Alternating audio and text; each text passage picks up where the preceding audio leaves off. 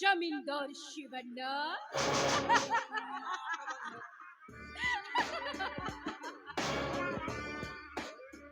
ರಕ್ತದೋಕುಳಿಯ ರಣರಂಗದಲ್ಲಿ ಈ ರಂಭಾದೇವಿ ನುಡಿಸೋ ರಾಗ ತಾಳಕ್ಕೆ ನಿತ್ಯ ಕುಣಿತಾ ಇರೋ ನಿನ್ನ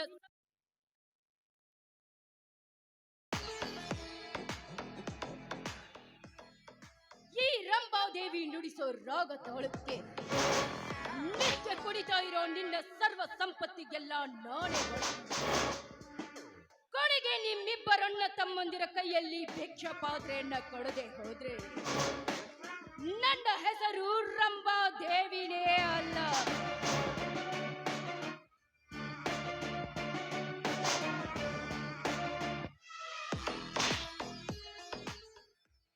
ನಾಡು ನಾನು ನಿನ್ನ ಹೆಂಡತಿಯಾಗಿ ಈ ಮನೆಗೆ ಎಂದು ಪ್ರವೇಶ ಮಾಡಿದ್ನೋ ಅಂದೇ ಶುರುವಾಯಿತು ಶಿವಣ್ಣ ನಿನ್ನ ಬಾಳಿನಲ್ಲಿ ಶನಿಯ ಪರದಾಟ. ಇವತ್ತು ನಿನ್ನ ಬಾಳಿಗೆ ಹೆಣ್ಣಾಗಿ ನಟನೆ ಮಾಡಿ ನಾಳೆ ನಿನ್ನ ಬಾಳಿಗೆ ಹೆಣ್ಣಾಗಿ ಬಂದು ಕೊನೆಗೆ ಕೊನೆಗೆ ನಿನ್ನ ಬಾಳಿಗೆ ಹೆಮ್ಮಾರಿಯಾಗಿ ಬಂದೇ ಬರ್ತೀನಿ.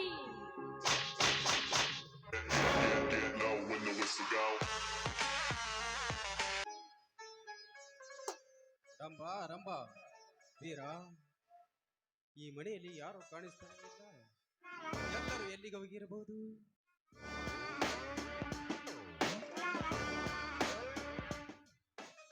ಎಲ್ರೂ ಎಲ್ಗೂ ಹೋಗಿಲ್ಲ, ಮನೆಯಲ್ಲೇ ಇದ್ದಾರೆ. ಏನ್ರಿ ನಿಮ್ ಚೀರಾಟ?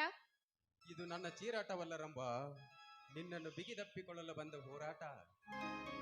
ಎಂತ ಸಮಯದಲ್ಲಿ ಅಂತ ಹೋರಾಟಕ್ಕೆ ನೀವಿಳಿದ್ರಿ? ರಾತ್ರಿ ಬರುವುದು ನಿಮಗೆ ಗೋಳಾಟ.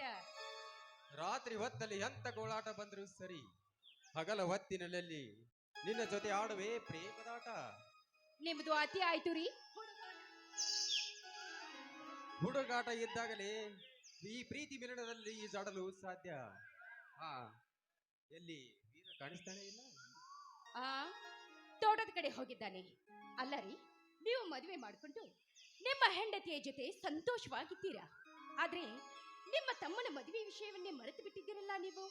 ನಾಳೆ ಏನಾದ್ರೂ ಹೆಚ್ಚು ಕಡಿಮೆಯಾಗಿ ನಿಮ್ಮ ತಮ್ಮ ಯಾವಳೋ ಬೀದಿಯಲ್ಲಿದ್ದವಳು ಅಥವಾ ಇನ್ಯಾವಳನ್ನಾದ್ರೂ ಕದ್ದುಕೊಂಡು ಬಂದು ಮನೆಯಲ್ಲಿಟ್ಕೊಂಡ್ರೆ, ಇಲ್ಲ ಓಡಿಸ್ಕೊಂಡು ಹೋದ್ರೆ ಅವಾಗ ಏನ್ ಮಾಡ್ತೀರಾ ನೀವು? ನನ್ನ ತಮ್ಮ ಯಾವತ್ತೂ ತಪ್ಪು ಮಾಡುವನಲ್ಲ. ಮಾಡುತ್ತಿದ್ದರೆ ಅವನು ಯಾವತ್ತೂ ತಪ್ಪು ಮಾಡ್ತಾ ಇದ್ದ.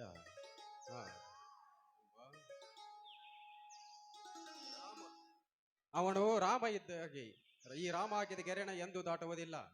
ರಾಮ ಲಕ್ಷ್ಮಣ ಇದ್ದಲ್ಲಿ ಶೂರ್ಪಣಕಿ ಇರಲೇಬೇಕಲ್ಲ. ರಾಮ ಲಕ್ಷ್ಮಣ ಇದ್ದಲ್ಲಿ ಶೂರ್ಪಣಕಿ ಇರುವುದಿಲ್ಲ, ಸೀತೆ ಇರ್ತಾಳೆ. ಅದು ನೀನೇ ತಾನೇ? ಸರಿ ಸರಿ, ಬನ್ನಿ ಊಟ ಮಾಡೋದ್ರಂತೆ. ಬರೀ ಬಾಯಿ ಮಾತಿನಲ್ಲಿ ಕತೆ ಹೇಳ್ತೀಯೋ? ಹಸಿದು ಬಂದು ಹಾತೊರೀತಿರುವ ನಿನ್ನ ಗಂಡನಿಗೆ ಹಾಲರಿತೀಯೋ? ನಿಮ್ಮ ಹೃದಯಕ್ಕೆ ಹಸಿವೆಯಿಂದ ಹಾತೊರಿತಾ ಇರೋ ದಾಹವನ್ನ ತೀರಿಸೋಕೆ ಇನ್ನೂ ಹಸು ಹಾಲೇ ಕೊಟ್ಟಿಲ್ಲ.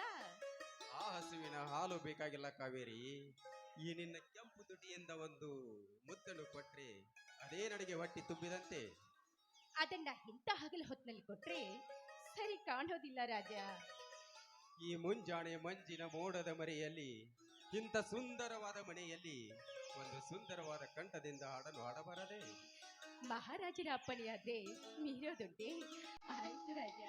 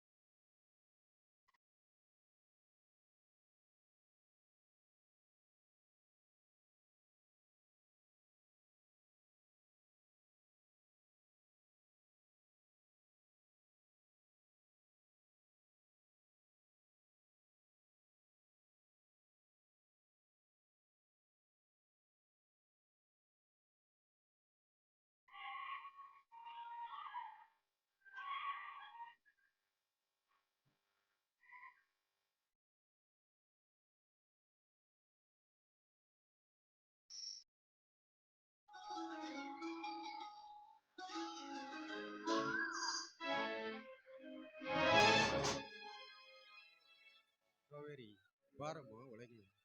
ಏನಮ್ಮ ವಿಷಯ?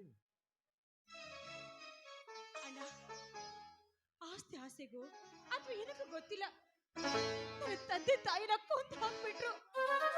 ಕೊಂದು ಹಾಕಿರೋದನ್ನ ಈ ಊರಿನ ಜನ ಬೇರೆ ನೋಡ್ಬಿಟ್ರು. ನೋಡಿದ್ರು ಕೂಡ ಯಾವ ಪ್ರಯೋಜನವೂ ಆಗ್ಲಿಲ್ಲ. ಆದರೆ ಎಂಬ ಕೊರಗೆ ಯಾಕಮ್ಮ?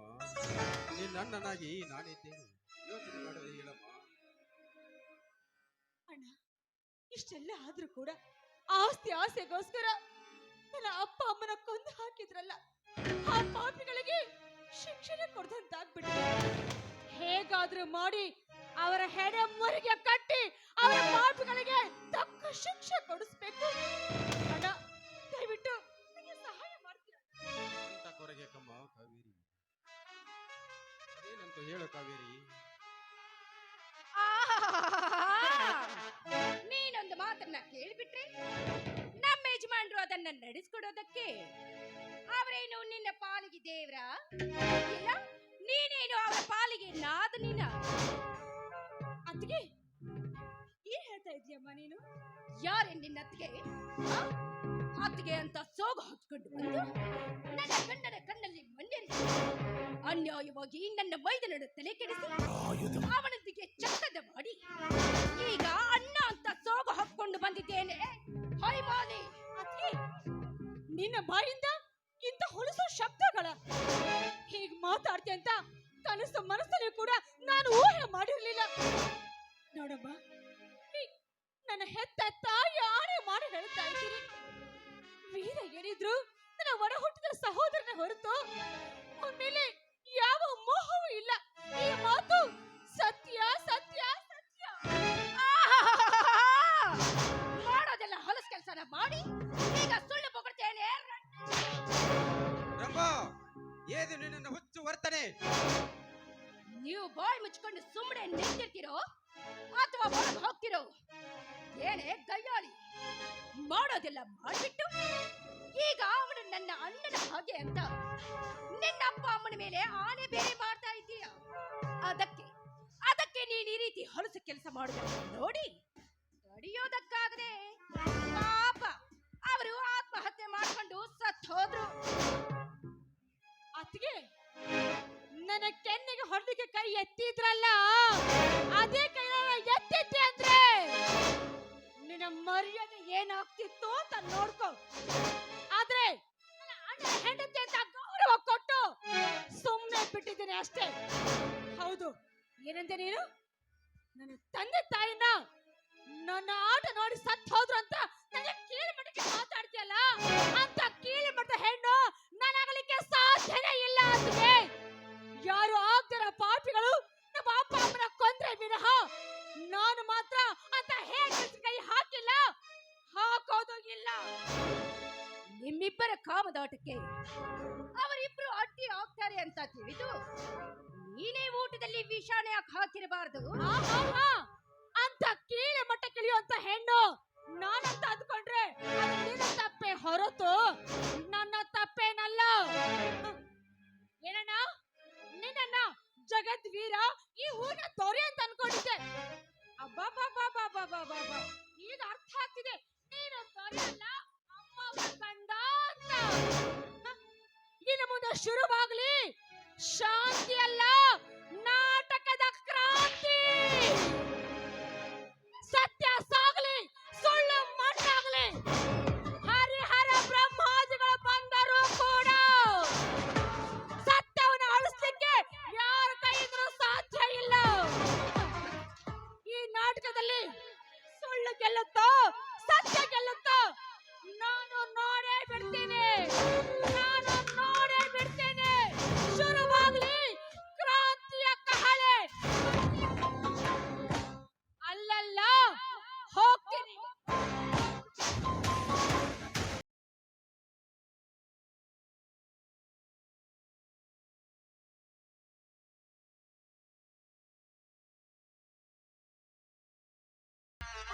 ಅಪ್ಪ, ಅವಳೇನು ತಪ್ಪು ಮಾಡಿದಳಂತ ಅವಳಿಗೆ ಚುಚ್ಚಿ ಚುಚ್ಚಿ ಮಾತನಾಡಿದಳು. ಸಾಕು, ಸುಮ್ಮನೆ ನಿಮಗೇನು ಗೊತ್ತಿಲ್ಲ. ಈ ಮನೆಯಲ್ಲಿ ಏನು ಆಗ್ತಿದೆ, ಏನು ನಡೀತಿದೆಯೋ ಅನ್ನೋ ಜ್ಞಾನನೇ ನಿಮಗಿಲ್ಲ. ಅಲ್ಲ ರೀ, ನಾನ್ ಯಾಕೆ ಅವನಿಗೆ ಆ ರೀತಿ ಮಾತಾಡ್ದೆ ಅಂತ ನಿಮಗೇನಾದ್ರೂ ಗೊತ್ತಿದೆಯಾ? ಆ ನಿಮ್ಮ ತಮ್ಮ ಒಬ್ಬ ಬ್ರಹ್ಮಚಾರಿ ಅಂತ ನೀವು ತಿಳಿದುಕೊಂಡಿದ್ದೀರಾ. ಆದ್ರೆ ಆ ಕಾವೇರಿಗೂ ನಿಮ್ಮ ತಮ್ಮನಿಗೂ ಅನೈತಿಕ ಸಂಬಂಧ ಇರೋದನ್ನ ನಾನು ನನ್ನ ಕಣ್ಣಾರ ನೋಡ್ತೀನಿ. ಅದಕ್ಕೆ ರಾಮ ಲಕ್ಷ್ಮಣರ ಹಾಗಿದ್ದ ಈ ಮನೆ ವಾಲಿ ಸುಗ್ರೀವರ ಹಾಗಾಗಬಾರದು. ಈ ಮಳೆಯಲ್ಲಿ ಏನ್ ನಡೀತಾ ಇದೆಯೋ, ನನ್ನ ತಮ್ಮನ ವಿಷಯದಲ್ಲಿ ಏನಿದೆಯೋ ಆ ದೇವರಿಗೆ ಗೊತ್ತು. ನಾನು ಸ್ವಲ್ಪ ತೋಟದ ಕಡೆಗೆ ಹೋಗಿ ಬಿಡ್ತೀನಿ.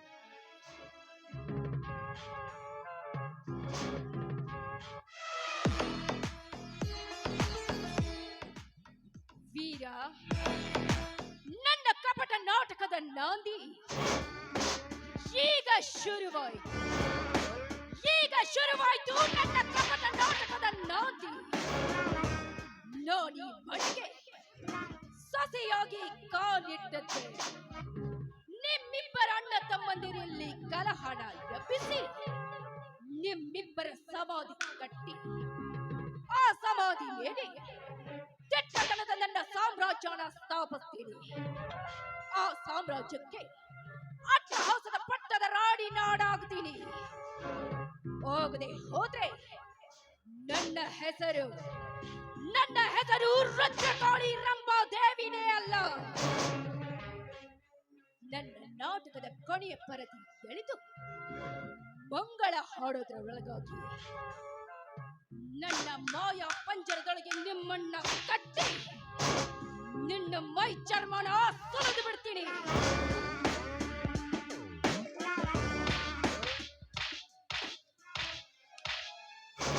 ಶಭಾಷ್ ರಂಭಾದೇವಿ, ಶಭಾಷ್.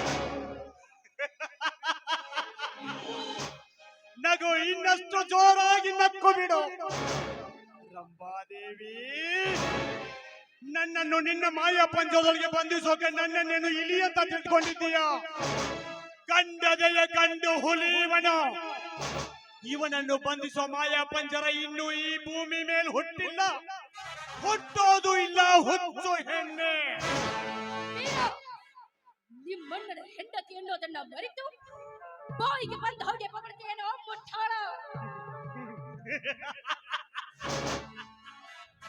ಇದು ಬಗಳ ನಾಯಿ ಅಂತ ನೀನು ತಿಳ್ಕೊಂಡಿದ್ರೆ ಹಸಿ ಮಾಂಸವನ್ನೇ ಹರಿದುತ್ತಿರುವ ಹೆಪ್ಪುಲಿ ಅಂತ ನಿನ್ನ ತಾಯಿ ಹೊಲಸ ಹೆಣ್ಣಿಗೆ ಗೊತ್ತಾಗ್ಬೇಕು.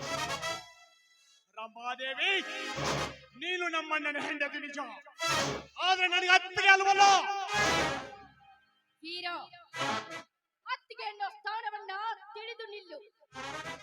ನಿನ್ನಣ್ಣನ ಹೆಂಡತಿ ನಿನಗೆ ತಾಯಿ ಸಮಾನ ಇದ್ದ ಹಾಗೆ.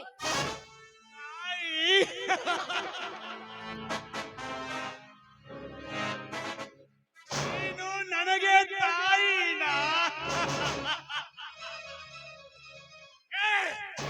ತಾಯಿ ಆದವಳೆಂದಾದ್ರೂ ಮಗನನ್ನ ನರಕ ಕಳಿಸ್ತಾಳೇನೆ.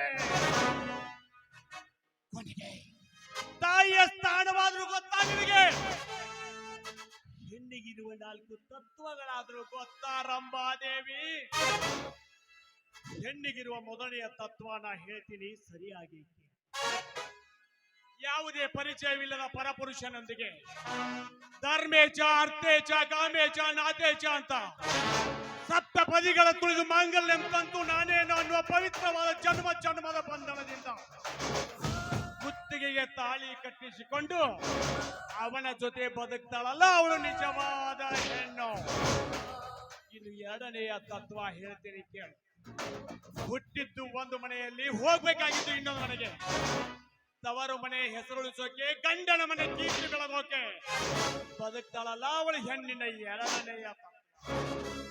ಇನ್ನು ಮೂರನೆಯ ತತ್ವ, ಇಲ್ಲಿಯವರೆಗೆ ನಾನೊಬ್ಬ ತಾಯಿಯ ಮಗಳಾಗಿದ್ದೆ, ಇನ್ನು ಮುಂದೆ ಕೂಸಿಗೆ ತಾಯಿಯಾಗಿ ಆ ಕೂಸು ನಾಳೆ ನನ್ನ ಜೀವನದಲ್ಲಿ ಆಸರೆಯಾಗತ್ತೆ. ಅದಕ್ಕೆ ಕೈ ತುತ್ತನ್ನ ಹಾಕಿ ಬೆಳೆಸ್ತಾಳಲ್ಲ, ಅವಳು ನಿಜವಾದ ತಾಯಿ. ಇನ್ನು ನಾಲ್ಕನೆಯ ತತ್ವನ ಹೇಳ್ತೇನೆ ಕೇಳು. ಇಲ್ಲಿವರೆಗೆ ತಾನು ಹುಟ್ಟಿಸಿದ ಮಗುವನ್ನ ಬೆಳೆಸಿ, ಶಾಲೆಗೆ ಕಳಿಸಿ, ಜೋಪಾನ ಮಾಡಿ, ದೊಡ್ಡವಳಾಗಿ ಮಾಡಿ ಅವರೆಲ್ಲ ಹೊರಗೆ ಹೋದ್ಮೇಲೆ ಮನೆಯಲ್ಲಿರುವ ಅತ್ತೆ ಮಾವಂದಿರು ತನ್ನ ಹೆತ್ತ ತಂದೆ ತಾಯಿಗಳಂತ ತಿಳಿದು, ಇಲ್ಲ ತನ್ನ ಹೊಟ್ಟೆಯಲ್ಲಿ ಹುಟ್ಟಿದ ಮಕ್ಕಳು ಅಂತ ತಿಳಿದು ಅವರನ್ನ ಜೋಪಾನ ಮಾಡ್ತಾಳಲ್ಲ, ಅವಳು ನಿಜವಾದ ಹೆಣ್ಣು. ರಂಭಾದೇವಿ, ಇಷ್ಟೆಲ್ಲ ತಿಳಿಸಿ ಹೇಳಿದ್ದೀನಿ. ತಿಳಿದುಕೊಂಡು ನಮ್ಮ ಮನೆಯ ಉದ್ಧಾರಕ್ಕಾಗಿ ನೀನು ಬದುಕಿದರೆ ನಮ್ಮ ಮನೆಯಲ್ಲಿ ಹೆಣ್ಣಾಗ್ತೀಯ, ಇಲ್ಲ ನಮ್ಮ ಮನೆಗೆ ಹುಣ್ಣಾಗ್ತೀಯ. ನೀನು ಬರೀ ಹುಣ್ಣಲ್ವೋ ಕುಣ್ಣಿ, ಈ ಹೆಣ್ಣು ಒಲಿದ್ರೆ ಹೆಣ್ಣು, ಮೂಡಿದ್ರೆ ನಿನ್ನತ್ತ ಗಂಡಿನ ಪಾಲಿಗೆ ಹುಣ್ಣು. ವೀರ, ಕ್ರಾಂತಿ ಭೋಧದ ಕಥೆನ ನನ್ನ ಮುಂದೆ ಹೇಳ್ತೀಯ. ವೀರ, ನಿನ್ನ ಶೌರ್ಯ ಸಾಹಸದಿಂದ ಸೃಷ್ಟಿಸಿದ ನಾಟಕಕ್ಕೆ ಕ್ರಾಂತಿಯ ಖಳನಾಯಕಿ ಬೇರ್ಯಾರು ಅಲ್ಲ, ನಾನೇ. ನಿನ್ನಂತ ಹೊಲಸು ಹೆಣ್ಣಿಗೆ ಗೊತ್ತಾಗಬೇಕು ಈ ಕ್ರಾಂತಿ ನಾಟಕದ ಕಥೆ. ಪವಿತ್ರವಾದ ಒಡ ಹುಟ್ಟಿದ ಅಣ್ಣ ತಂಗಿಗಿಂತಲೂ ಹೆಚ್ಚಾಗಿರುವ ಕಾವೇರಿಗೂ ನನಗೂ ಅನೈತಿಕ ಸಂಬಂಧದ ಹೊರಹೊರಿಸಿ ಅವಳನ್ನ ಮನೆ ಬಿಟ್ಟು ಹೊರ ಹಾಕಿದೆಯಲ್ಲ. ನೀನು ಒಂದು ಹೆಣ್ಣಾಗಿ ಇನ್ನೊಂದು ಹೆಣ್ಣನ್ನು ಅಷ್ಟು ಕೀಳ ಮಟ್ಟಕ್ಕಿಳಿಸೆಯಲ್ಲ. ನಾಚಿಕೆ ಆಗ್ಬೇಕು ನಿನ್ ಜನ್ಮಕ್ಕೆ. ನೀನು ಹೆಣ್ಣಲ್ಲ ಕಣೆ, ಹೆಮ್ಮಾರಿ. ನಾನು ಹೆಮ್ಮಾರಿನ?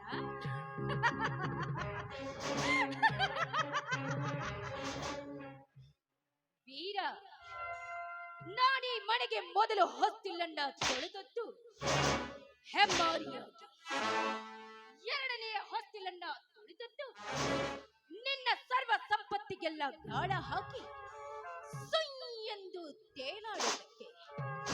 ತಿಳಿತೇನೋ ಕುಣ್ಣಿ?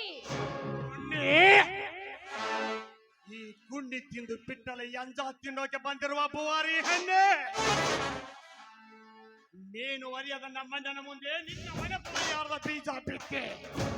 ನಿನ್ನ ಅಂಗ ಸಂಸಾರಕ್ಕೆ ಮಾರು ಹೋಗಿ ತಾಳಿಯನ್ನ 3 ಗಂಟೆ ಹಾಕಿದ ಈ ನನ್ನ ಅಣ್ಣ. ಆದ್ರೆ ಅವನಿಗೇನೆ ಗೊತ್ತು, ಮದುವೆಗಿಂತ ಮೊದಲೇ 3-4 ಮಕ್ಕಳನ್ನು ಹೊರ ಹಾಕಿದ ನೀನು. ಗಂಡನ ಪಾಲಿಗೆ ಮಹಾಕರತೆ. ವೀರ, ಸುಮ್ಮನೆ ಮಾತಿಗೆ ಮಾತು ಬೆಳೆಸಿ ಕದನಕ್ಕೆ ಕಾಲ್ ಕೆದರಿ ನಿಲ್ಲಬೇಡ.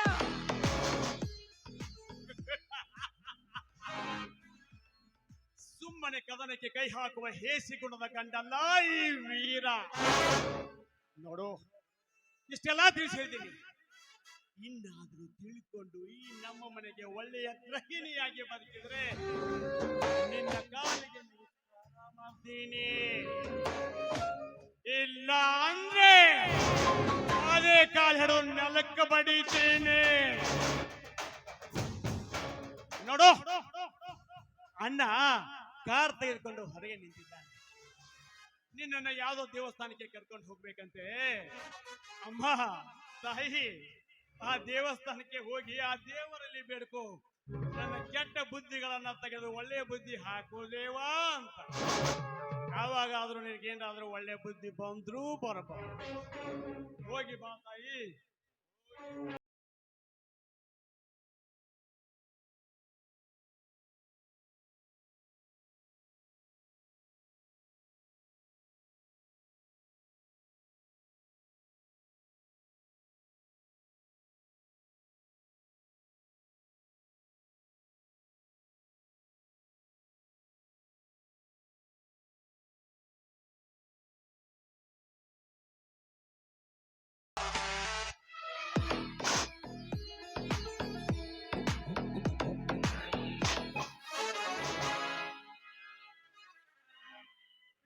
ಅಮ್ಮ, ನೋಡಿದೆಯಾ ತಾಯಿ ನನ್ನ ಮನೆ ತರದ ಪ್ರಸಂಗ? ಅಮ್ಮ, ಚಿಕ್ಕವನಿರುವಾಗಲೇ ತಂದೆ ತಾಯಿಗಳನ್ನ ಕಳ್ಕೊಂಡೆ.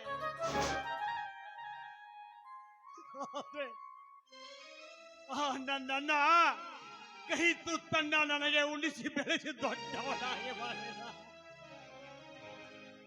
ಮುಂದೆ ಮದುವೆಯಾಗಿ ನನ್ನತ್ತಿಗೆ ಮನೆಗೆ ಬಂದು ಆ ನನ್ನತ್ತಿಗೆ ಮಕ್ಕಳನ್ನ ಮಾಡಿಕೊಂಡ್ರೆ ವೀರನಿಗೆ ತಾಯಿಯ ಪ್ರೀತಿ ಸಿಗೋದಿಲ್ಲ ಅಂತ ಮಕ್ಕಳನ್ನೇ ಮಾಡ್ಕೊಳ್ಳಿಲ್ಲ. ಆದ್ರೆ ಅಂತ ನನ್ನ ದೇವತೆ ಅಂತ ಹೊತ್ತಿಗೆಯನ್ನ ನೀನು ಕಿತ್ಕೊಂಡ್ಬಿಟ್ಟಲ್ಲ ತಾಯಿ, ಕಿತ್ಕೊಂಡ್ಬಿಟ್ಟಲ್ಲ ಅಮ್ಮ. ಅಂತ ತಾಯಿನ ಕಿತ್ಕೊಳ್ಳೋಕೆ ಮನಸ್ಸಾದ್ರೆ ಹೆಂಗ್ ಅದೇ ಜಾಗನ ತುಂಬಲು ಬಂದಿರುವ ಈ ದೇವತೆ ದರಿದ್ರ ದೇವತೆಯಾಗಿ ನಿಂತ್ಬಿಟ್ಟಲ್ಲ, ಮಹಾ ದರಿದ್ರ ದೇವತೆಯಾಗಿ.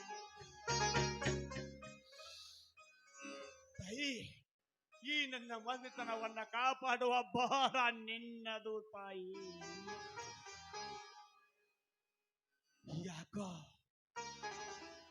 ಯಾಕೋ ಇಂದು ನನ್ನ ಚಿನ್ನು ಬಹಳ ನೆನಪಾಗ್ತಾ ಇದ್ದಾಳೆ. ಚಿನ್ನು, ಮದುವೆಯಾಗೋಣ ಅಂತ ಹೇಳಿದ್ರೆ ಇಲ್ಲ ರೀ, ನಾನು ಡಿಗ್ರಿ ಮುಗಿಸ್ಕೊಂಡು ಬರ್ತೀನಿ, ನೀವಾದ್ರೂ ಮುಂದೆ ಸಾಲಿ ಕಲ್ತಿಲ್ಲ, ನಾನಾದ್ರೂ ಕಲಿತೀನಿ, ನಿಮ್ಮನ್ನ ಚೆನ್ನಾಗಿಡ್ತೀನಿ ಅಂತ ಹೇಳಿ ಬೆಂಗಳೂರಿಗೆ ಹೋಗಿ ಡಿಗ್ರಿ ಕಲಿತಾ ಇದ್ದಾಳೆ. ಯಾಕೋ ಇವತ್ತು ಬಹಳ ನೆನಪಾಗ್ತಾ ಇದೆ. ನನ್ನ ಕಣ್ಣು ಮುಚ್ಚಿ ಅವಳ ಧ್ಯಾನ ಮಾಡುವಷ್ಟು ನನ್ನ ನೆನಪಾಗ್ತಾ ಇದ್ದಾಳೆ.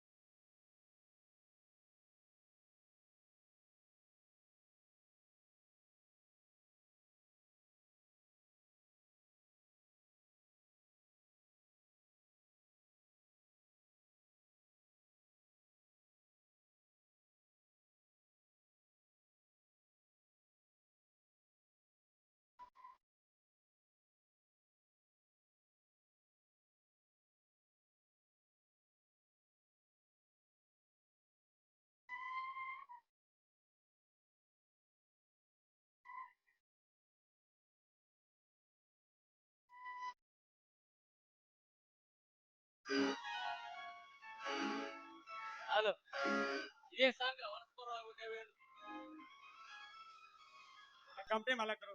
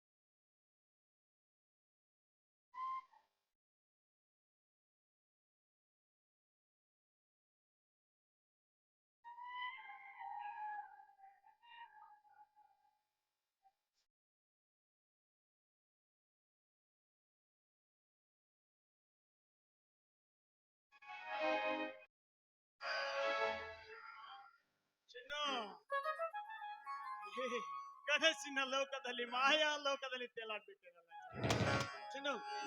ಆದಷ್ಟು ಬೇಗ ಬಂದ್ಬಿಡಿ, ಮದುವೆಯಾಗಿ ನೀನು ದುಡಿಯೋದ್ ಬೇಡ. ಕೃಷಿಯಲ್ಲಿ ಸಾಕಷ್ಟಿದೆ, ನಾನೇ ನಿನಗೆ ದುಡಿದು ಬರ್ತೀಯಲ್ಲ.